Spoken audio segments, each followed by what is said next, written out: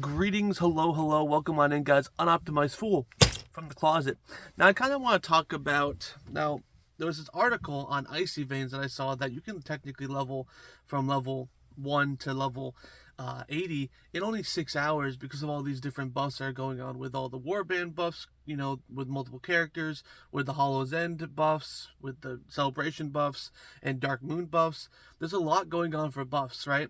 Now, I've already kind of talked about this and how it's kind of crazy, but I kind of want to talk about like how this game has changed over the years, right? In 2004, 2005, if you would teleport someone from that age and look at this article now, they would lose their mind. Their mind would explode because they're like, what do you mean it only takes 6 hours to level? I mean, back then the world was new, right?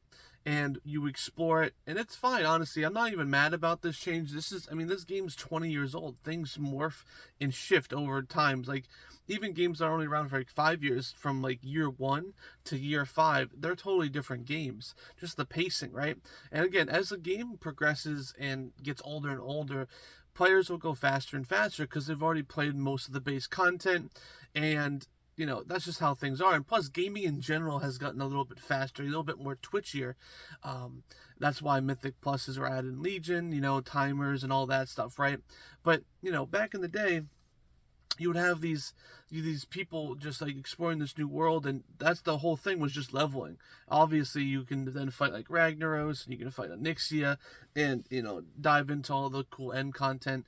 And then in Burning Crusade they had Arena, right? And so then people started getting a little bit more into PvP, and then it just progressed past that. And obviously, as the world continues on, people found out how to min-max some stuff. They also they knew their classes a little bit more. The XP levels were nerfed a bit. So honestly, I think it's fine for us to be going super fast. I mean, we can't go slow again, right?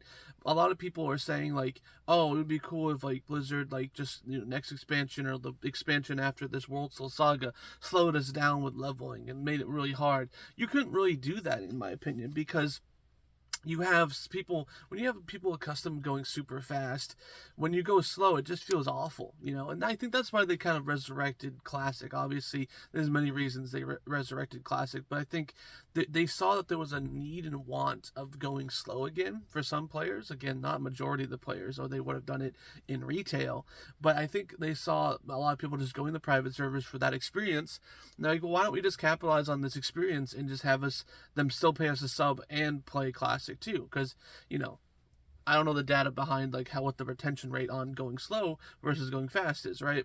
So they capitalized on that. Now they have both systems, right? You can go very slow in Classic. Obviously with Cataclysm it's still a bit faster, but it's still like night and day between Cataclysm and the War Within, right? Again, 6 hours to get max level. Again, I don't think this is a bad thing. I think this is a natural progression. And honestly, Blizzard has just really focused a lot about endgame. We have looking for raid, mythic dungeons being somewhat accessible, and then we have the Dell system, which is an end. You don't really see much innovation anymore inside the leveling process, right? You see most of the innovation on endgame systems, delves, mythic pluses, raids. The story mode inside the raid is new as well too. You don't really see any crazy, there's some bits and bobs over there in leveling every once in a while with new quests and all that stuff, but you don't really see any new questing systematic changes. So, it really shows you the focus has shifted. But that's because the player focus has shifted. The Blizzard devs do push the narrative a bit, but most of the time game development is kind of pressured by the players. The players find the most fun thing, and then developers kind of go towards that. We don't decide what's fun as developers. You just decide on, what the players are going to experience next with that system. But yeah, guys, I just wanted to talk about that because again, it's just super important to talk about. It's a cool thing, and hopefully someone does like a really in-depth video about this type of progression through the age, especially since it's the 20th anniversary. But yeah, guys, what do you guys think about 2005 World of Warcraft versus 2024? Do you guys think it's a downgrade, upgrade, just casually going through the ranks here? I mean, we have both systems now, so you can play whatever you want now. But guys, I want to hear your opinion about this. I'd like to thank you guys for being here. Unoptimized Fool from the closet. I'll see you guys in the next one. Bye-bye.